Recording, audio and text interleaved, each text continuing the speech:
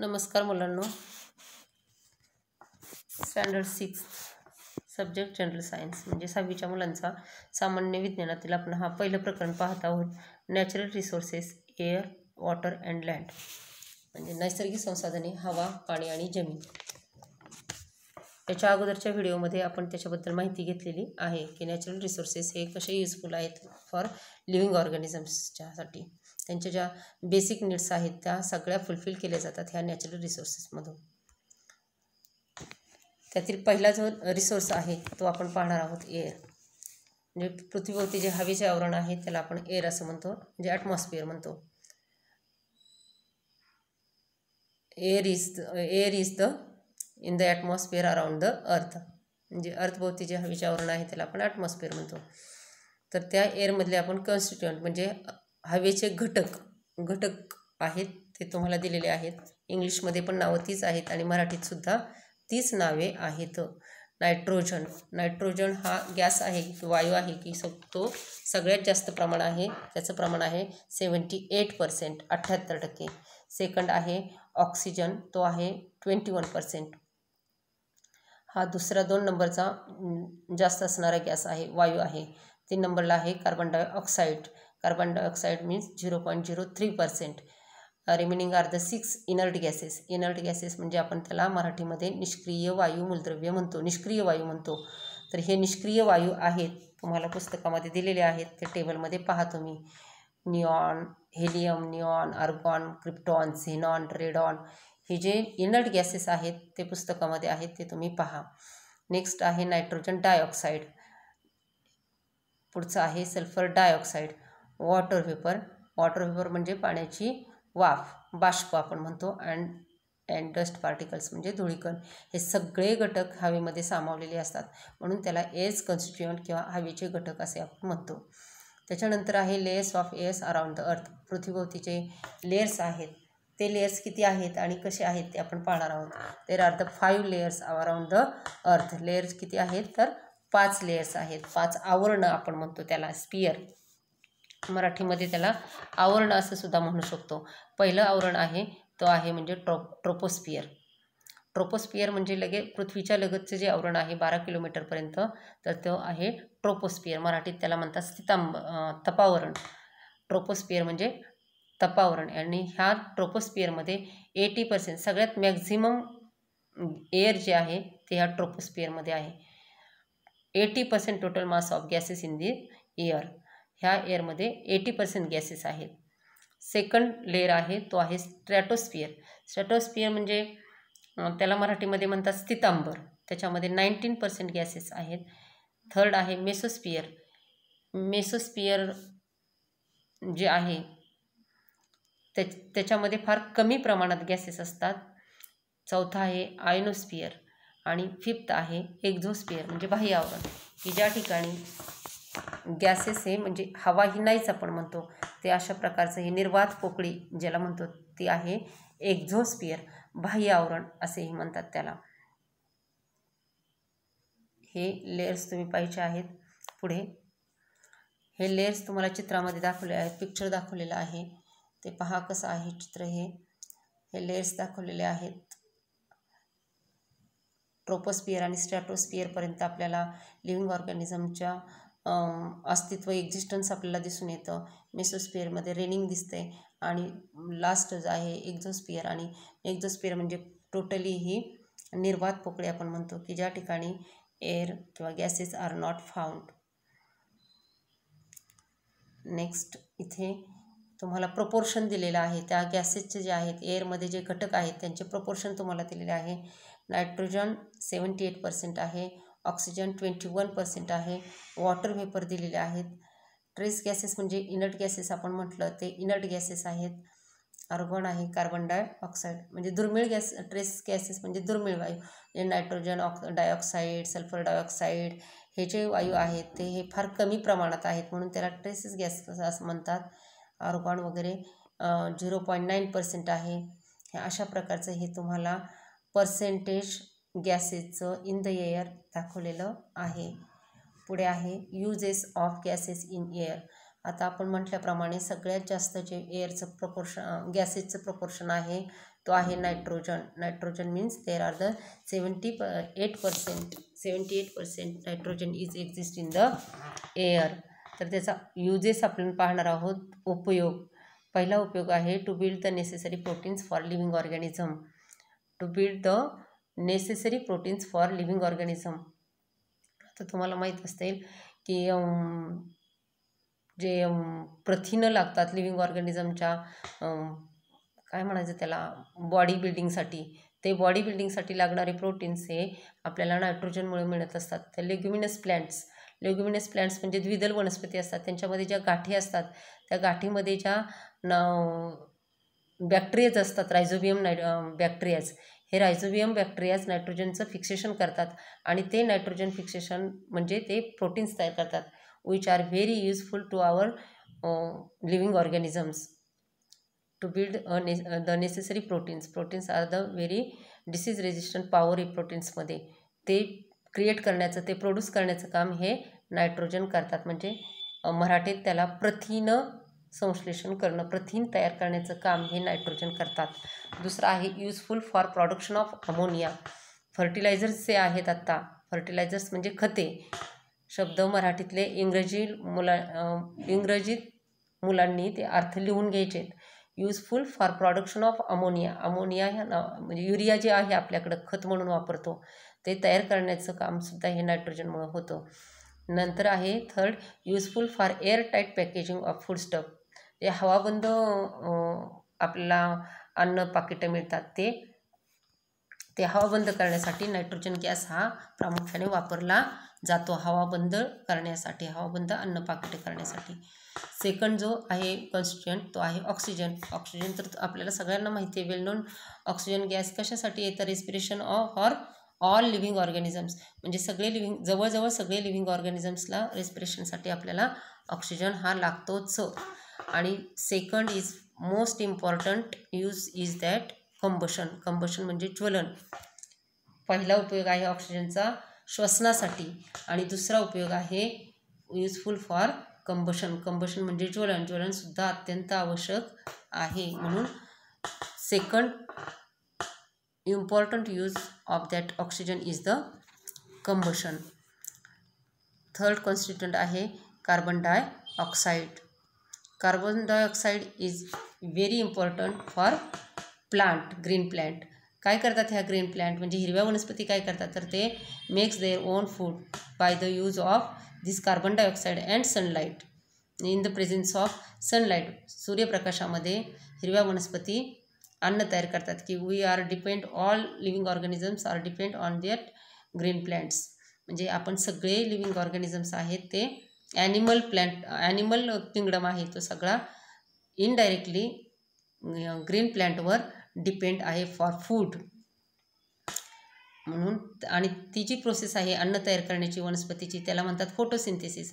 म्हणून इन शॉर्टमध्ये दिलं it is very necessary for photosynthesis in plant. Photosynthesis करणं म्हणजे green plants produce their own food in the presence of sunlight with the help of carbon dioxide. Carbon डायऑक्साईडच्या मदतीने सूर्यप्रकाशामध्ये हिरव्या वनस्पती अन्न तयार करतात की ज्याच्यावर टोटल ॲनिमल किंगडम, म्हणजे प्राणी सृष्टी अवलंबून आहे अन्नासाठी. यूज्ड इन फायर एक्सटिंग्विशर्स म्हणजे काय? अग्निशामक साधन. ते अग्निशमन साधनासाठी सुद्धा कार्बन डायऑक्साईड वापरला जातो. Next air pollution. आता हे आपण युजेस पहिले, आता त्याचं आपण पाहणार आहोत एअर पोल्युशन, प्रदूषण. बघा आता तुम्ही ह्या चित्रामध्ये पाहू शकता की किती त्याच्यामध्ये धूप हे झालेलं आहे, सगळा अंधार दिसतोय. सकाळची वेळ असून सुद्धा सगळीकडे अंधार दिसतोय बिकॉज ऑफ द स्मोकिंग. आता हे जे स्मोक आहे, ही जी सूट आणि स्मोक, धूर आणि काजळी, ही सगळी त्या ठिकाणी निर्माण झालेली आहे, म्हणून हे एअर पोल्युशन आहे. आता एअर पोल्युशन म्हणजे काय होतं इथं? नेहमीसारखं स्वच्छ हवा आपल्याला इथं ह्या ठिकाणी दिसत नाही आहे. मग हे एअर पोल्युशन म्हणजे काय? तर एअर पोल्युशन म्हणजे काय होतं या ठिकाणी?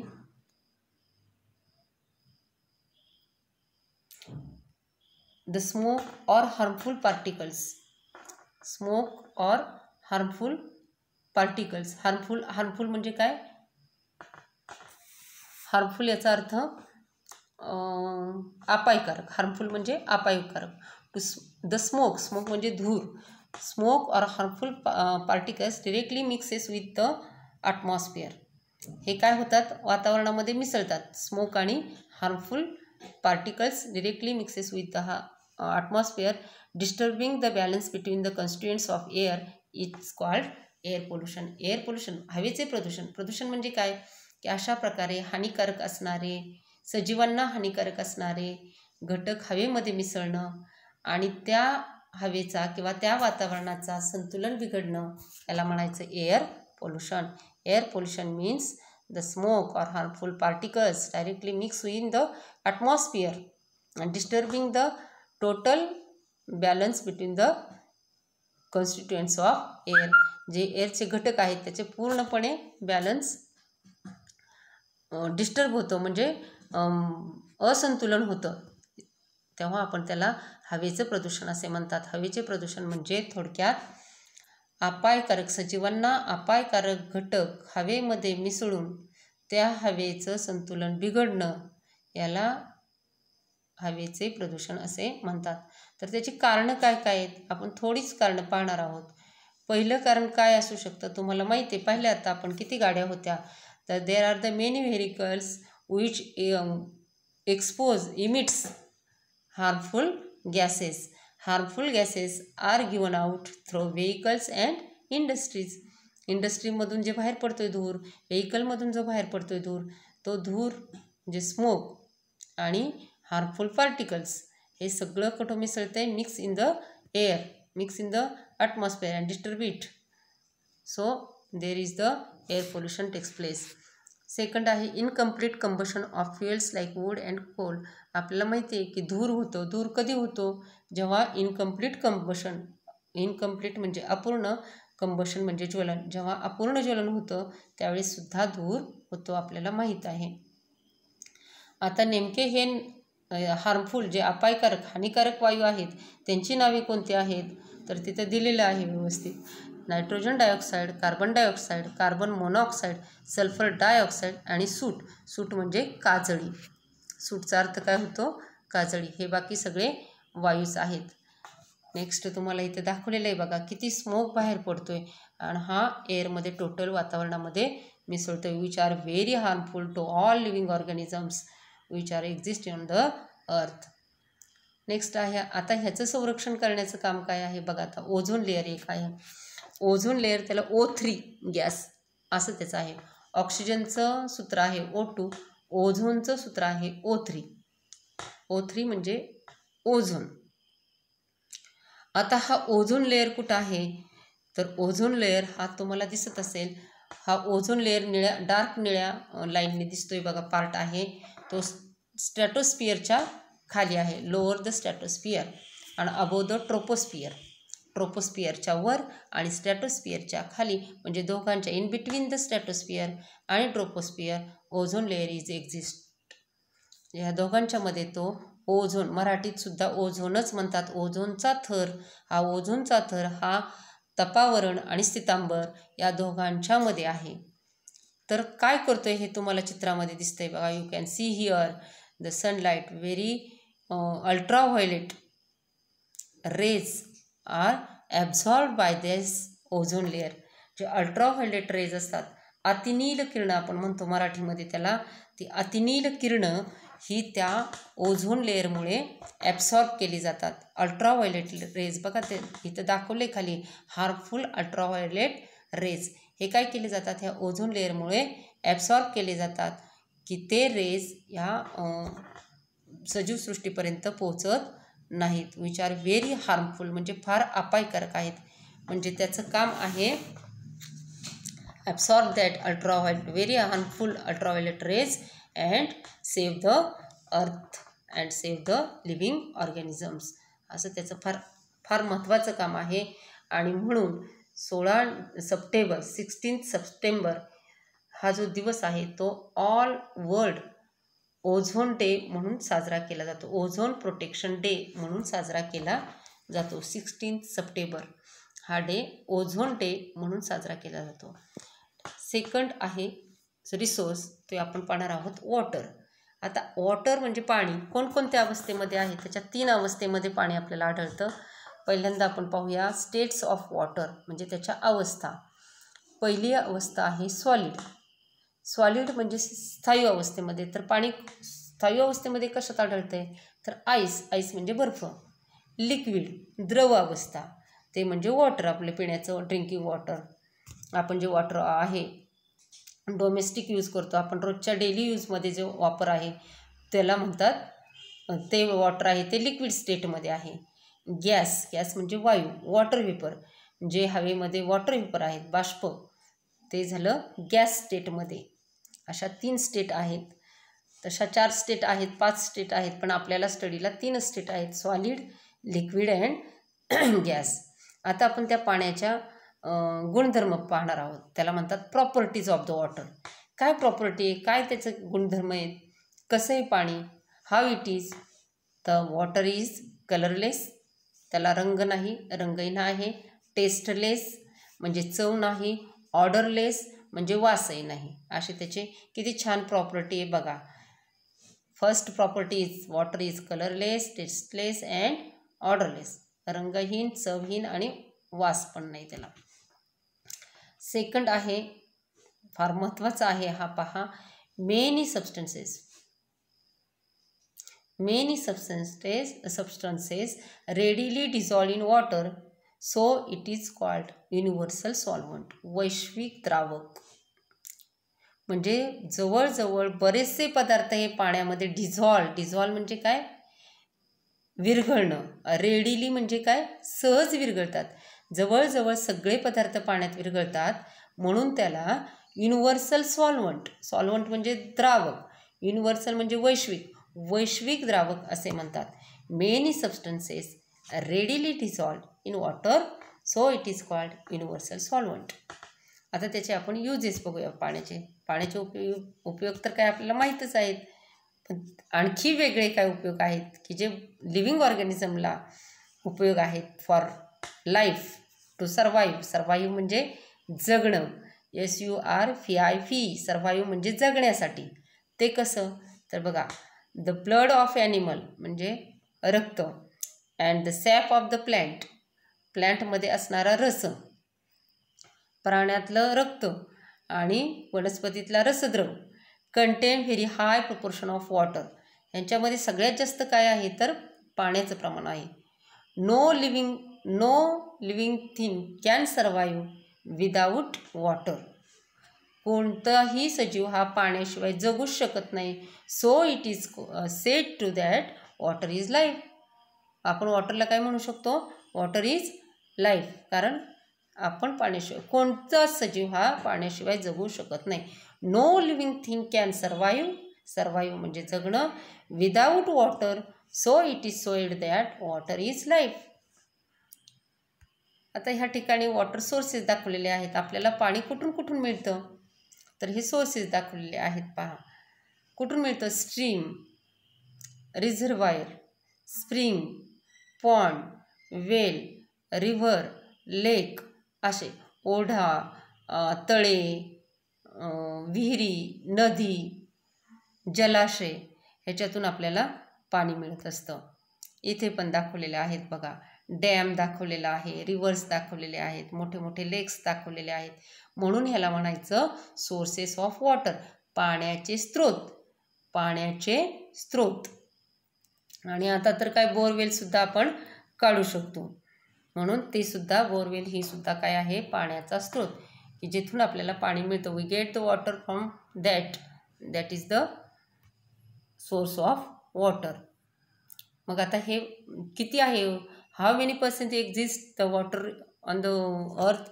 तर पाणी जे आहे ते 71% आहे water on the earth. How many, 71% water is exist on the available on the land. आपण पाहिले मागच्या व्हिडिओमध्ये. तर ह्या 71% मधलं वॉटर कसं डिस्ट्रीब्यूट केलं आहे बघा. आपण डेली यूजमध्ये कसं वापरायला लागतं आहे, इथून पाहूया आपण cloth washer, faucet, shower, toilet, other things आणि लीकसुद्धा. आता 10% वॉटर हे काय होतं, लीक होतं म्हणजे गळूनसुद्धा जातं. ह्याच्यासाठी सुद्धा आपल्याला वॉटर एवढं लागतं आहे. आता युजेस आपण पाहूया बघा.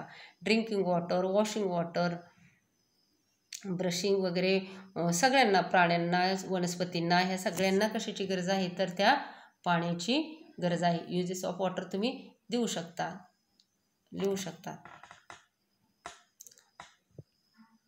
आता ऑलवेज रिमेंबर, आपण हे लक्षात ठेवायचं आहे. काय लक्षात ठेवायचं आहे आपण पहा, तर वॉटर प्रॉब्लेम होऊ शकतो पुढे. आत्ताच आपल्याला उन्हाळ्यातसुद्धा पाणी मिळत नाही. मग तो काय आहे तर ड्यू टू अनकंट्रोल यूज. का होतं हे? Due to uncontrolled use of water. आता अनकंट्रोल म्हणजे काय की त्याच्यावर कसलंही म्हणजे भरमसाठ वापर करणे, यूज ऑफ वॉटर. कशामुळं होतं ह्या? आता त्याचं कारण काय आहे तर like increasing population, industries and farming. कशाला आपण पाणी वापरतोय? इंडस्ट्रीला वापरतोय, डेली यूजला आपल्याला पाणी लागते, फार्मिंगला पाणी लागते. ह्या सगळ्या कारणामुळे पुढच्या भविष्यात in future may be there is the serious problem of water शॉर्टिंगचा.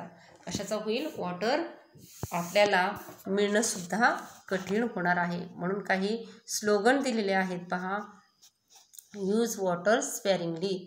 Water म्हणजे पाणी हे काटकसरीने वापरा. Block water, let it percolate. Block water म्हणजे पाणी अडवा आणि त्याला जिरवा. पर्स्युलेट म्हणजे जिरवा. स्टोअर वॉटर, पाणी साठवा. व्हेनेवर पॉसिबल, जिथं शक्य आहे तिथं तुम्ही पाणी साठवा, किंवा जिथं शक्य आहे आपल्याला पाणी बचत करणे तिथं आपण पाणी बचत करू शकतो. आणि रियूज म्हणजे काय करू शकतो आपण? पुन्हा वापरू शकतो. कसं वापरू शकतो की स्टोर्ड वॉटर इज नॉट स्टेल म्हणजे काय? शिळं होत नाही तेही आपण वापरू शकतो. तर अशा प्रकारे आपण पाण्याची काय करू शकतो? बचत करू शकतो. तर हे तुम्हाला 2 रिसोर्सेस आज आपण पाहिलेले आहेत, एअर आणि वॉटर. याचा तुम्ही व्यवस्थित छानपैकी स्टडी करायचा आहे. आणि जे इनर्ट गॅसेसचे जे उपयोग आहेत ते तुम्ही मात्र लिहायचे आहेत. ह्याच्या डेफिनेशन्स पाठ करायचे आहेत. ह्याची माहिती तुम्ही व्यवस्थित लिहून काढायची, पाठांतर करायची. नंतर मी एक 20 मार्काची तुम्हाला टेस्ट देणार आहे. धन्यवाद.